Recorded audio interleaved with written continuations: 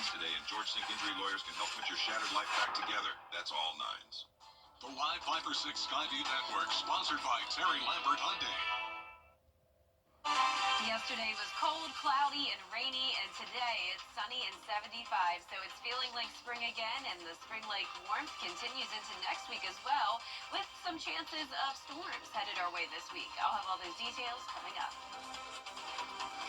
Now on News Channel 6 at 6, cracking down on gun violence in Georgia. How state leaders want to use tax breaks to encourage safety. As your News at 6 starts now. Live from Television Park, this is WJBF News Channel 6 at 6.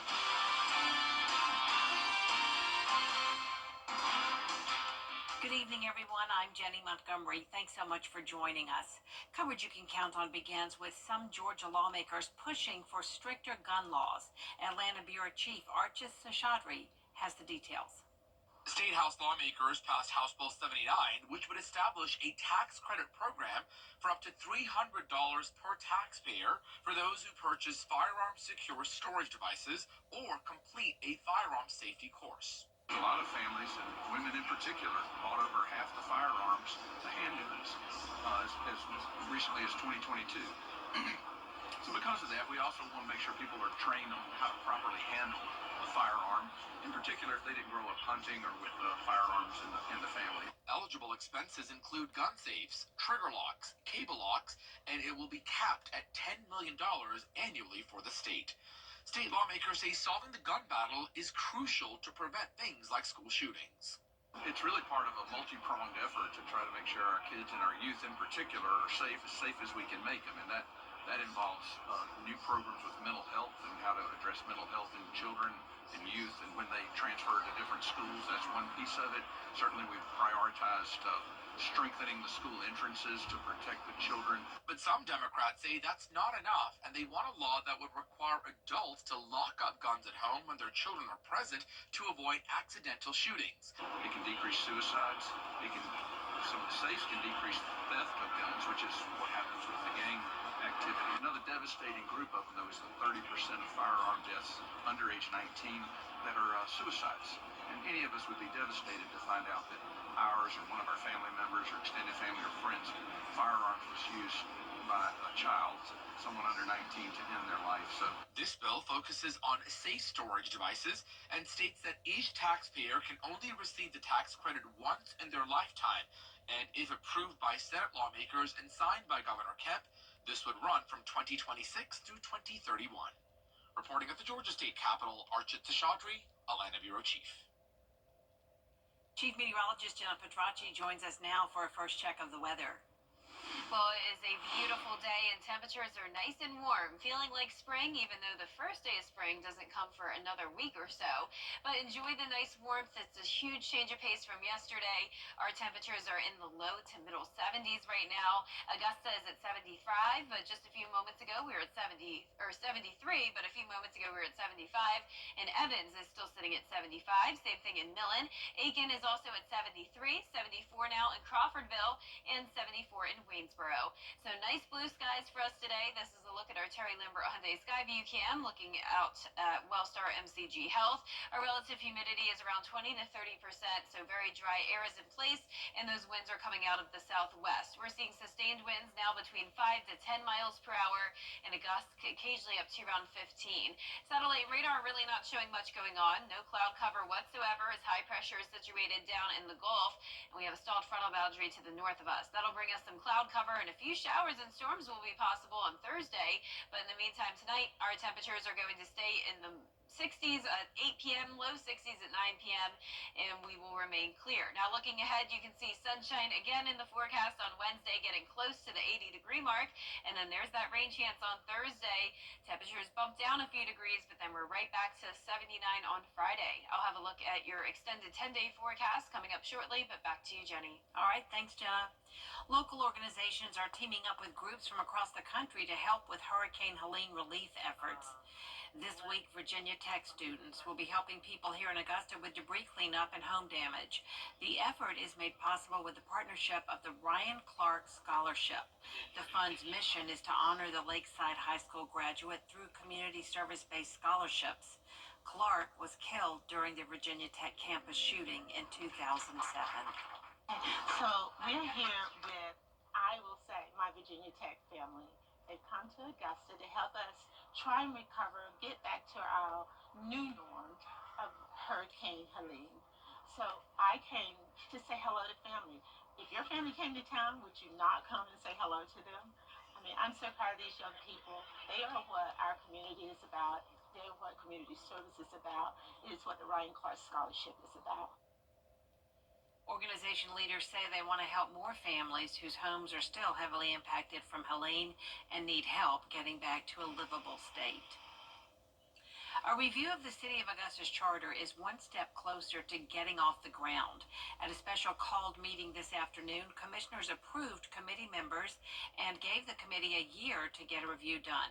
The charter has not been changed in 30 years. The committee will work with the University of Georgia to provide recommendations to commissioners about changes that should be made. What we have is a charter that's been outdated. It's 30 years old. It's actually antique. There's new great ideas, new ways of doing things. You could actually have different forms of government. But the way we are held by our charter is held to back in 1986, which is kind of old. The city has approved $320,000 for this charter review. A big celebration today at Butler High School for the state champion boys basketball team. It's been nearly 60 years since they've won the title. School leaders held a pep rally for the team where players got to cut the net for the first time since 1966. The Bulldogs have reached the state championship game 3 times in the last 14 years, but haven't been able to get over the hump. They also lost 8 of their first 15 games this year, but won their last 14 to call themselves state champs once again.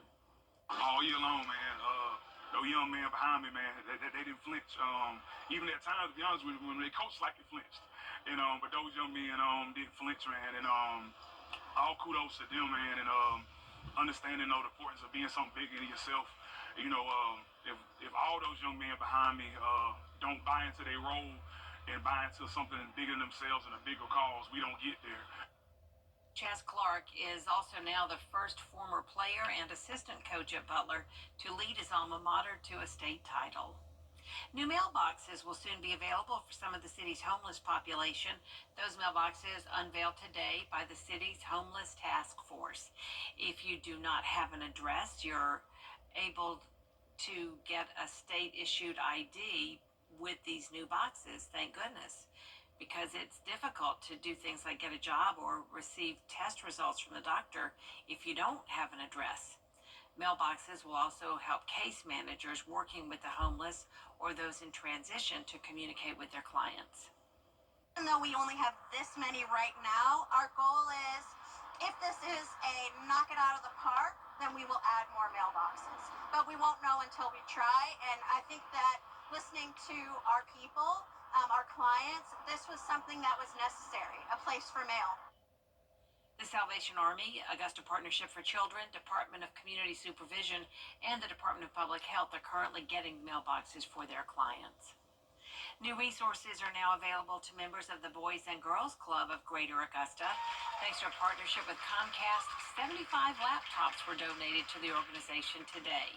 The gift is part of Comcast's mission to help underserved families connect to the internet. Comcast also provided a free Wi-Fi lift zone to help students participate in online learning. Digital equity simply means that every child will have access to the internet. Every child will have access to the technology that they need to thrive in school, at home, and in life. So we want to make sure that every child has that access, and Boys and Girls Clubs is just happy to be a part of bridging that gap for so many kids and families in our community. The Boys and Girls Club also got a $35,000 check to help with the project. Coming up 5 years how the virus has shaped our daily lives since then. Next. Tonight, the conversation continues. Save thousands on hundreds of new and pre-owned trucks and SUVs all in one place.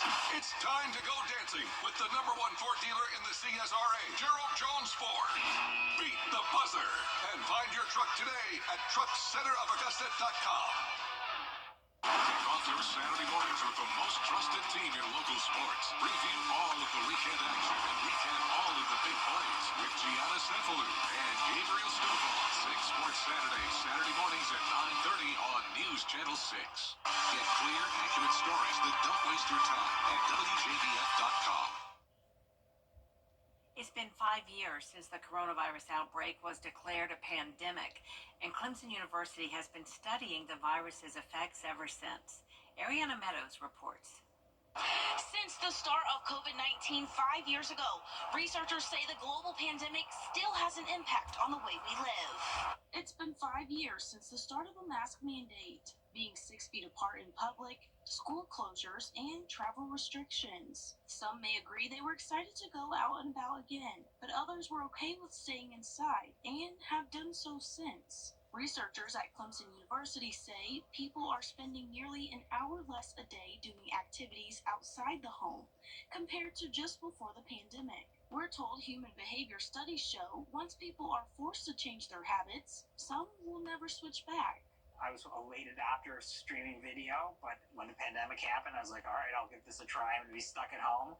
And now I do streaming video all the time, and probably to the detriment of me going to physical theaters or physical football games or things like that. So, yeah, I think a lot of the behavior that we learned during the pandemic is clearly sticking because, as I've said, the amount of out-of-home activities we're doing is down over 50 minutes, just comparing 2023 with 2019. Local researchers here at Clemson University say they used American Time Use Survey for their study. In Clemson, Ariana Meadows. Chief Meteorologist Jennifer Petracci is back with us now. Well, just a beautiful day, Jenny. We have really comfortable temperatures as well, and we're getting even warmer. We'll be in the 80s on Saturday, along with the chance of severe weather this weekend. I'll break down all the details coming up. Join the Rooms to Go Kids Gist. Plus, get this bonus. Buy an additional chair, get one free. Now at Rooms to Go. The Live 5/6 Skyview Network, sponsored by Terry Lambert Hyundai. Get the latest video in one click at WJBF.com. Now, your most accurate forecast with WJBF Live 5/6. Welcome back. The cold is back where it belongs, and that's up towards the north. 45 in Minneapolis, which is where we were at this time yesterday. But now look at all the warmth across the south and even as far north as Kansas City. They're sitting at 74, even warmer than we are down here in Augusta.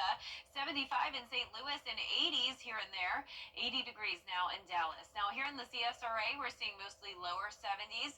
72 up in Washington, 70 in Saluda, Barnwell, and Allendale at 73 degrees, 74 in Millen. A beautiful day to be out and about. This is a look at our Terry Lambert Hyundai Skyview Cam.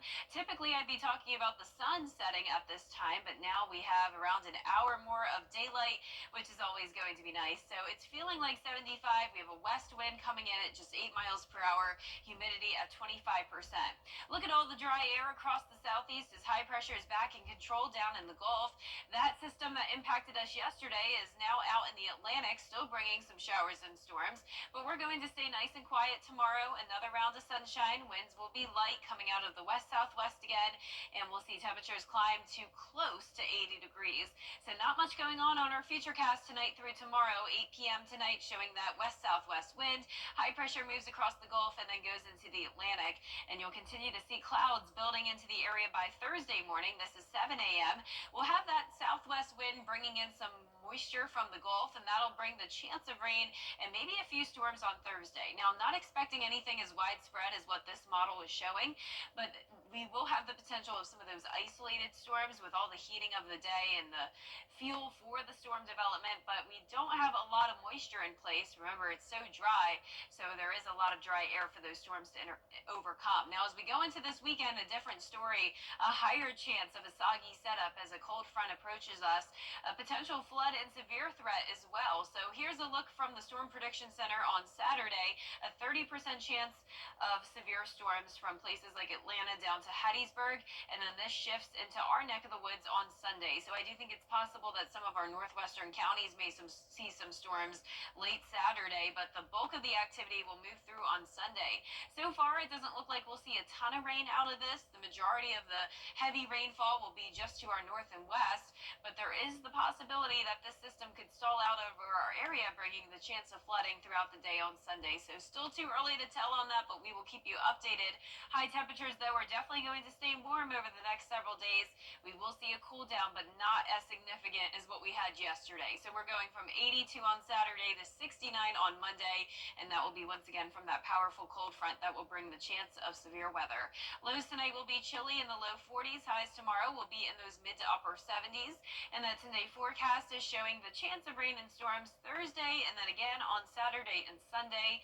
Next week starts out sunny and dry, a great St. Patrick's Day, and then finally the first day of spring next Thursday, but ironically we'll have another cool down right after that. Stop it. I know the temperatures continue to go back and forth, and once again we do have those rain chances as well, so congratulations to today's umbrella winner. That is Faye Davis from Augusta. Faye, you can pick up your umbrella here at the station and sign up to win yours on WJBF.com. All right, way to go, Faye. Coming up, a key injury from 15-time major champion Tiger Woods. Stay tuned for details and how it will affect the Masters field in sports.